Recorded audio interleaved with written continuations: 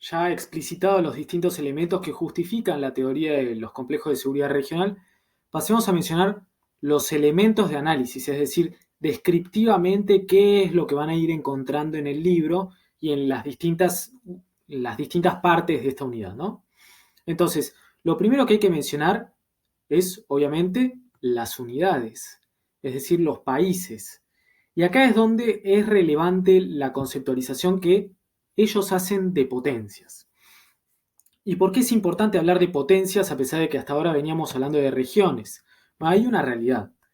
Por más de que nosotros hablemos de regiones y de regiones y de regiones, hay potencias. Y potencias como Estados Unidos o China tienen alcance global, o potencias regionales como Rusia, en realidad grandes potencias como Rusia, tienen un alcance que excede a su propia región. Y esto es muy importante para mencionar, porque eso quiere decir que por más de que exista un nivel global de análisis, nivel regional y después los estados, hay una jerarquía entre estados. No son todos iguales y es necesario mencionar eso y es necesario ponerlo en cuenta dentro de la matriz de análisis, porque si no hay ciertas variables que nos quedan libres y que no podemos explicar ciertos fenómenos. Entonces, si bien hay una creciente jerarquía, sobre todo si tenemos en cuenta lo que mencionábamos respecto a la descolonización y la multiplicación de estados nacionales, eso también quiere decir que hay países que su estatalidad o su capacidad de ejercer el monopolio legítimo de la fuerza dentro de sus fronteras es más tenue, su capacidad es menor que la de otros países. Entonces todo esto nos trae a colación que realmente existe una jerarquía entre estados y que a consecuencia de ello no todos se van a expresar de la misma forma ni van a tener la misma relevancia o importancia en las dinámicas internacionales y en su capacidad de acción sobre el mundo o las regiones. Ahora bien, teniendo en cuenta esto, ¿sí? Weber y Busan hacen como una pequeña clasificación somera entre países que se pueden ubicar en un extremo u otro de un continuo. En ese continuo, obviamente, cada uno de los casos particulares se van a ir ubicando. Pero esos extremos son países más débiles o estados más débiles y estados más fuertes. No necesariamente por las capacidades materiales que tienen, es decir, no por si tienen más o menos tanques o una mejor o peor economía, sino realmente qué tan consolidados están hacia adentro de sus fronteras como un Estado. Entonces, obviamente, aquellos que sean más fuertes en su consolidación interna tendrán mayor capacidad de expresarse internacionalmente que aquellos que no estén consolidados. Esto va a ser muy relevante para identificar regiones donde las dinámicas entre estados no son tan fuertes porque todavía están muy preocupados por su seguridad interna, como en el caso de África. Pero hasta ahí, esta pequeña clasificación entre estados más fuertes y más débiles, pero más que nada por realmente qué tan fuertes son como Estado, en sus notas distintivas de estatalidad, no necesariamente en sus capacidades materiales. Eso por un lado. Ahora, por el otro lado, está esa engañosa conceptualización de polaridad. Obviamente todos tenemos en claro qué es la polaridad, que es un mundo multipolar, bipolar, unipolar. Ahora bien, esa polaridad, que es lo que constituye un polo, es muy engañoso al momento de conceptualizarlo, porque por ahí están nivelando realidades muy diversas. Entonces, por eso es que vienen conceptualizaciones como la de un multipolarismo desbalanceado o la de un mundo apolar. Y es realmente que esa percepción de polarismos, más allá de que se analice a nivel global o no, esa percepción de globalismos, de polarismos, lo que trae es una suerte de nivelación de distintas variables que no siempre están en consonancia y ya no están tan en consonancia entre sí. Entonces, teniendo en cuenta todas esas variables, ¿cómo clasificamos a las potencias que realmente puedan llegar a tener expresión global? Porque si nosotros nos quedamos únicamente en el nivel regional de análisis, y no tenemos en cuenta que ciertas potencias que no pertenecen a esa región, ergo Estados Unidos, puedan llegar a incidir sobre una de las regiones puntuales, realmente nos estamos perdiendo de parte de la película en esta conceptualización y es por eso que Weber y Busan las mencionan y las clasifican. Ahora bien, hay clasificaciones clásicas, ¿sí? Que eran las que siempre tenemos en cuenta, que es grandes potencias al estilo más clásico, o por la cohesión, que es eso que yo mencionaba hace un minuto prácticamente, que es entre si son estados débiles o si son estados fuertes, o por la proyección que tienen en sus capacidades materiales o por el poder simbólico que ejercen, es decir, son baluartes, son portaestandartes de una perspectiva de un orden mundial, en el sentido más liberal, por ahí por el lado de Estados Unidos, o en el sentido más del comunismo soviético. ¿Son realmente superpotencias en ese sentido? Bueno, esas son distintas clasificaciones que conjugan estos autores para ofrecer esta otra conceptualización de potencias. Entonces, en primer lugar, vamos a tener, corro acá, a superpotencias, superpoderes, que tienen posesión y ejercicio de capacidades de primer nivel en todos los ámbitos. Militares, económicas, energéticas, lo que se les ocurra. Realmente tienen capacidad y realmente las pueden utilizar en todos los ámbitos. Todos los ámbitos de estatalidad. Militar, económica, energética, cultural, simbólica, política, todo eso. Ahora bien, el poder simbólico no solamente es que lo tienen, sino que también lo muestran y lo aceptan tanto ellos mismos como el resto de los estados. ¿Se acuerdan lo que mencionaban con respecto a Sudáfrica? A ver si es realmente un BRIC o no. Bueno, tiene que poder no solamente tener capacidades, sino también querer ser potencia y que el resto de los estados lo reconozcan como potencia. Obviamente, esto es para ello, para Weber y Busan, una característica de un superpoder. Ese poder simbólico que es el ser portaestandarte de un valor universal, es decir, ser la encarnación en alguna forma o el defensor de una forma, de una cosmovisión de entender el globo, no solamente lo tiene que defender, sino que también lo tienen que aceptar otros estados. Esa es la característica de un superpoder, ¿sí? No estamos hablando de Superman y Flash, sino de las superpotencias. Ahora bien, también están las grandes potencias. Y acá es donde, en el texto de Weber y Busan, ellos mencionan que para ellos hay un superpoder y 4 grandes poderes. ¿Qué son las grandes potencias? Bueno, países que tienen grandes capacidades, o sea, de primer nivel, pero no en todos los ámbitos. Por ahí los tienen en el ámbito militar, pero no necesariamente en el económico. Por ahí lo tienen la capacidad política internacional o en el poder simbólico, pero no tienen un correlato en las capacidades militares o económicas que puedan poner en el plano internacional. ¿Eso qué quiere decir? Que si bien realizan proyecciones y posicionamientos estratégicos alrededor del mundo, ¿sí? Sobre lo que ellos van a poder hacer en el mundo, no necesariamente son baluartes de valores fundamentales. Es decir, ¿tienen capacidad de primer nivel? Sí, no en todos los ámbitos. ¿Eso qué quiere decir? ¿Que pueden expresarse alrededor del globo? Sí, pero no necesariamente en todos los ámbitos.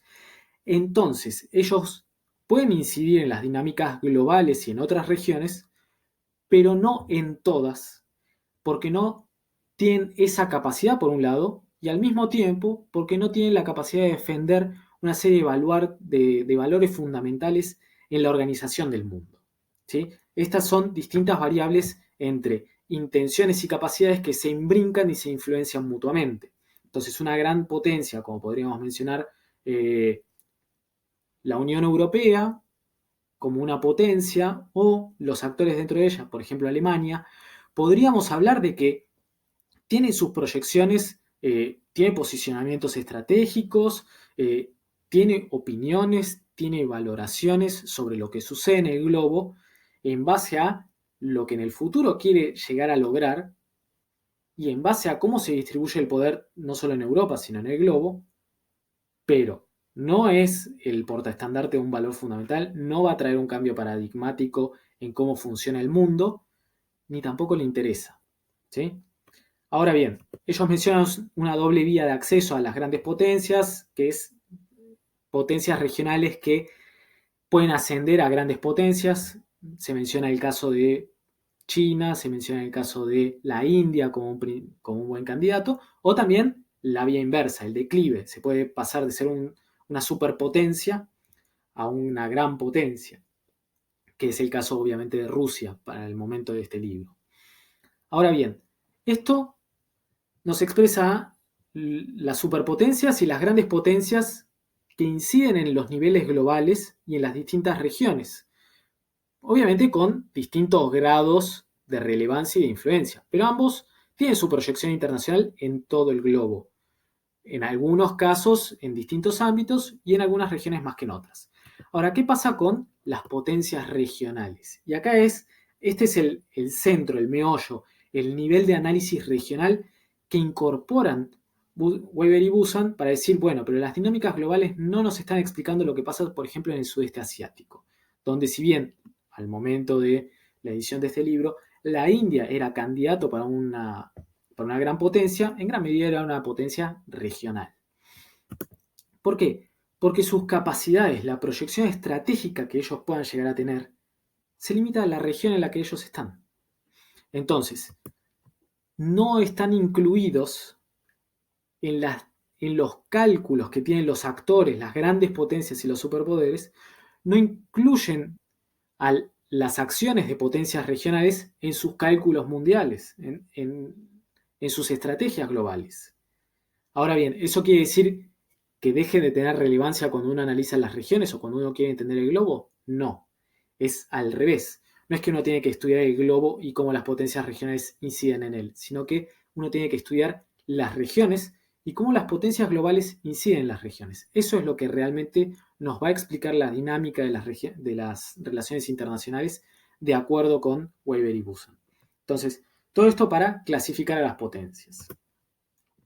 Y habiendo mencionado bien cuáles son los distintos tipos de actores que podemos encontrar en el panorama internacional, veamos bien qué es realmente un complejo de seguridad regional, que más o menos lo había mencionado en el video anterior, que es un grupo de estados cuyas preocupaciones de seguridad están vinculadas pero tan estrechamente, que uno no las puede desasociar entre sí, porque si no, no tendrían sentido. Y acá es donde viene esta parte de la conceptualización mutua, la definición intersubjetiva entre estados de amenazas y de las securitizaciones mutuas. Acá es donde cobra relevancia todo eso. Porque eso quiere decir que yo no puedo entender las dinámicas regionales de Latinoamérica si no entiendo a Brasil, a Argentina, a Chile. No los puedo entender por separado, porque necesariamente están ligados. Ahora, ¿los puedo entender por separado de Rusia? Y seguramente sí, a pesar de que puedan llegar a incidir sobre esa región. ¿Los puedo entender separados de, por ejemplo, Angola? Seguramente. Con el caso de Angola seguramente, y ahora vamos a ver el por qué, que es esta jerarquía de potencias que mencionábamos antes. Pero entonces, un complejo de seguridad regional. Un grupo de estados cuyas preocupaciones de seguridad están interconectadas de forma tan cercana que uno no las puede desasociar para comprenderlas. Entonces, ¿qué nos dice esta definición? Primero que nada es una subestructura, es decir, es un nivel inferior con respecto a el nivel global. Si nosotros hablamos de estructura como multipolar, unipolar o lo que sea, esto es una subestructura. Ahora bien, ¿cómo se la define? ¿Cuáles son los límites o cuáles son las fronteras de esto? Y son los patrones de securitización recíproca, eso que veníamos mencionando y realmente nosotros podemos considerar el sudeste asiático entre Pakistán e India como algo separado de Medio Oriente o del resto de Asia, justamente por la securitización recíproca que tiene más fuertemente Pakistán con respecto a la India que con respecto a otros actores que pueden llegar a estar cerca. Pongamos Afganistán. Afganistán igual es un caso complejo. Ahora bien, estos patrones de securitización son socialmente construidos y está compuesto de temores y aspiraciones. Esto es lo que le aporta la faceta social del constructivismo a algo que si no sería una dinámica muy de ver variables materiales y listo. ¿Sí? Esta es la parte más constructivista de su teoría. Pero estos son en general los principales elementos que tenemos que tener en cuenta sobre qué es lo que es un complejo de seguridad regional y cómo se lo ubica en una esfera más internacional.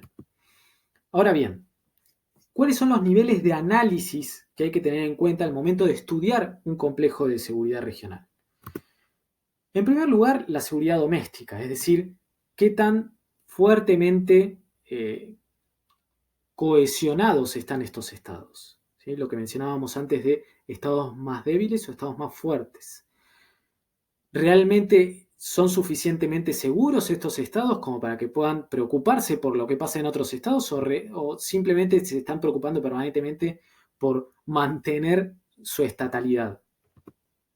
Ahora bien, después de eso están las relaciones entre estados, ¿no? Por casualidad puse el icono de África, ¿sí?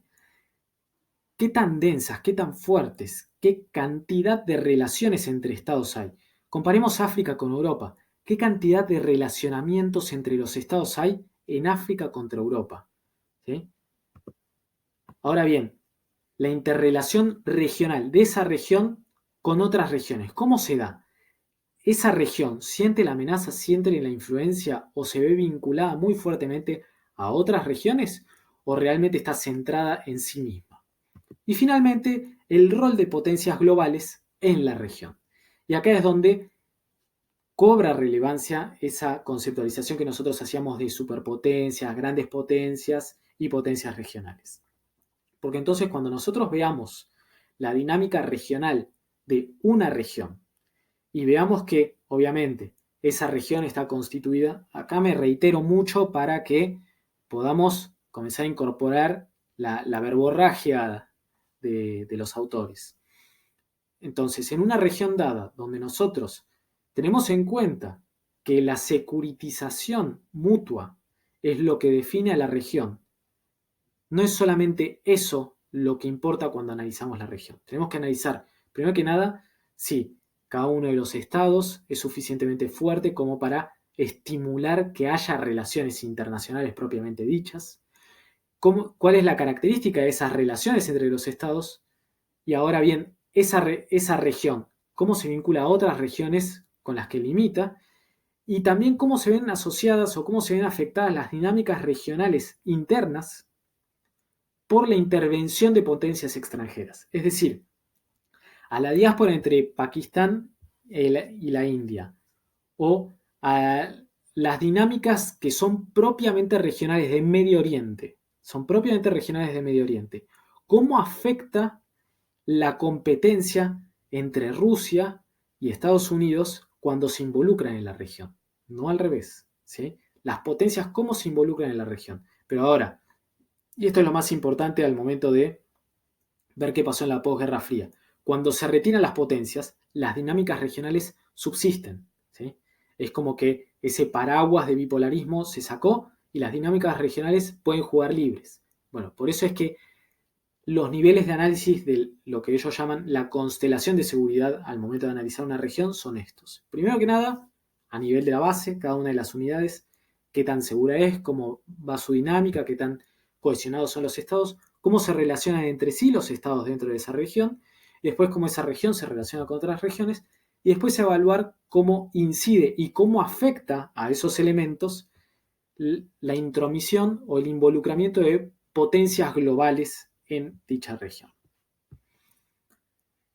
Entonces, espero que no se hayan mareado demasiado con la anterior. ¿Cuáles son las variables de estructura de los RSC? Van a ver que Regional Security Complex, que es la abreviatura que van a encontrar en el libro.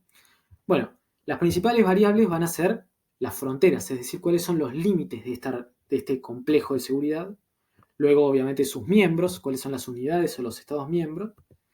La polaridad, ¿sí? Esto es súper relevante, es que existe polaridad, no es que no existe polos de poder, existe polaridad, pero es una polaridad regional. Hay un unipolarismo, un multipolarismo, un bipolarismo. ¿Qué es lo que hay en una región dada? Obviamente, a partir de unidades regionales, de potencias regionales. Y finalmente, ¿cuáles son los patrones de amistad o enemistad? ¿Sí? Y de nuevo, acá viene la parte constructivista. No es que simplemente porque en una región sea multipolar, como podríamos decir o mencionar el caso de Europa, automáticamente quiere decir que tienen que balancearse entre sí y están en riesgo de guerra permanente. No, también hay perspectivas en las que se securitizan entre sí las sociedades y los estados, y esos son los patrones de amistad o enemistad. Ahora bien, y esto a partir de acá sí los referiría a que vayan al libro y que en el capítulo 3, que es el que venimos describiendo en este video, lo exploren más en profundidad, pero cómo conceptualizamos y cómo podemos clasificar a cada uno de los complejos de seguridad de acuerdo a todas estas variables que venimos mencionando. Y en primer lugar están los complejos comunes, los estándar. ¿Qué quiere decir eso? Que las dinámicas internas de esa región se explican principalmente por las dinámicas entre potencias regionales. Es decir, nosotros podemos entender la dinámica regional del este de Medio Oriente principalmente por la dinámica entre Arabia Saudita, Israel e Irán. Luego evaluaremos el resto de las variables cómo se conjugan, pero la polaridad ahí adentro es lo que está determinada por los poderes internos que residen dentro de esa región y eso va a terminar estructurando el resto de las dinámicas. Eso es lo estándar. Ahora, la siguiente categoría son aquellas que son complejos de seguridad más centrados. ¿Y por qué centrados? ¿Sí? Centrados en que, notarán que son unipolares, pero son unipolares no porque tienen dentro de sí a una potencia regional, sino porque son unipolares por algún tipo de potencia que excede a la región. ¿Sí? Entonces, en el caso de una región centrada por una superpotencia, eso lo que hace es que, obviamente, cuando se evalúa la región, está centrada. Las dinámicas de seguridad de esa región puntual están distorsionadas por las capacidades que tiene esa superpotencia. Y si no, veamos y evaluemos así, muy por encima, el caso de América del Norte. Eso es Estados Unidos. ¿Qué podemos hablar de la securitización mutua que hace Estados Unidos con respecto a Canadá y México, o México y Canadá con respecto a Estados Unidos? No es que no exista, pero está ampliamente distorsionada. ¿Sí? Las capacidades materiales, los intereses y las esferas de acción de Estados Unidos hacen que exceda a su región y eso, dentro de su región, que es Norteamérica, distorsiona todo. ¿Sí? Podríamos decir lo mismo cuando se trata de una gran potencia, como es el caso del espacio postsoviético. ¿Sí? Rusia, si bien es la que domina en su región, la excede. Y la excede a tal punto que las dinámicas de esa región del espacio postsoviético están dominadas por Rusia, no se explican exclusivamente por Rusia, pero se ven distorsionadas por ello y por el involucramiento que pueda llegar a tener, por ejemplo, en Europa o en Medio Oriente. Ellos también citan una cuarta posibilidad que es centrada en un poder regional, pero no hay ejemplos. Esta es una cuestión que me olvidé de mencionar anteriormente en los videos más teóricos, que es que su método de análisis es principalmente descriptivo. ¿Por qué? Porque son tan pocos los casos y son tantas las posibilidades de la tipología que se tienen que centrar en lo descriptivo porque realmente no tienen forma de falsear las distintas categorías o yuxtaposiciones y combinaciones de las variables que analizan. Eso, para los que me tuvieron en métodos cuantitativos, verán que es más cercano a la generación de un indicador o un índice en realidad más cualitativo. Al ser más cualitativo, no tienen la densidad de casos necesaria como para falsear cada una de las categorías y por ende tienen que ir por una estrategia más quali y por ende descriptiva. Pero bueno, ahí cerrado ese paréntesis. Entonces, ellos citan una posibilidad que es una región unipolar centrada en un poder regional, pero al momento de publicación del libro no encuentran ninguno de los casos y por ende no lo evalúan. Y una cuarta posibilidad es que esté centrado no necesariamente en un actor puntual o en un unipolarismo, sino una centralización más institucional. Y acá es donde también recuperan un poco de la clasificación que los autores hacen entre potencias, que podríamos hablar de premodernas, estados en realidad, premodernos, modernos y posmodernos. Aquellos premodernos son esos estados débiles que se preocupan por consolidar su estatalidad todavía, por ejemplo el caso de África.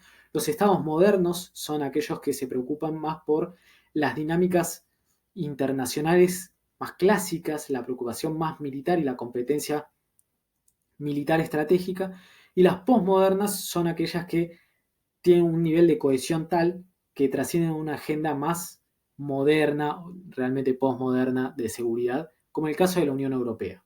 Entonces, estos actores se encuentran tan imbrincados entre sí, se encuentran tan relacionados entre sí, que ya no es un polo de poder el que adquiere la centralidad de la región, sino un acuerdo institucional, como el caso de la Unión Europea. Por eso es que ahí hay una pequeña mención, un pequeño debate que hacen respecto a cómo conceptualizar o cómo evaluar y analizar a la Unión Europea, si como un actor o como un conjunto de actores. Conste decir que para este caso lo conceptualizan como una región o como un complejo de seguridad centrado en una institución. Ahora bien, hay otras dos opciones que son aquellos donde la polaridad no está determinada por potencias regionales exclusivamente, ni tampoco que está centrada en una potencia que exceda la región, que es qué pasa cuando hay más de una gran potencia en una misma región. En esos casos, lo que puede suceder es que la competencia, ¿sí?, excede a la región. Puede haber una región con más de una potencia y que por ende las dinámicas regionales también exceden a la región, como por ejemplo en el caso de Europa antes de la Segunda Guerra Mundial, todo lo que veníamos mencionando, de que, por ejemplo, en la Guerra de los 7 años, sí, la expresión era global, pero la dinámica era regional, ¿sí? Eso era una región constituida de grandes poderes. Y eso va a tener una dinámica de seguridad muy particular. Y después están los supercomplejos. Es decir, hay tal grado de relación entre grandes potencias de distintas regiones que se entremezclan, que es lo que, por ejemplo, podemos ver en Asia. Al momento de publicación de este libro, en las dinámicas entre China y Japón. Entonces, hasta ahí, ¿cómo se clasifican los complejos de seguridad?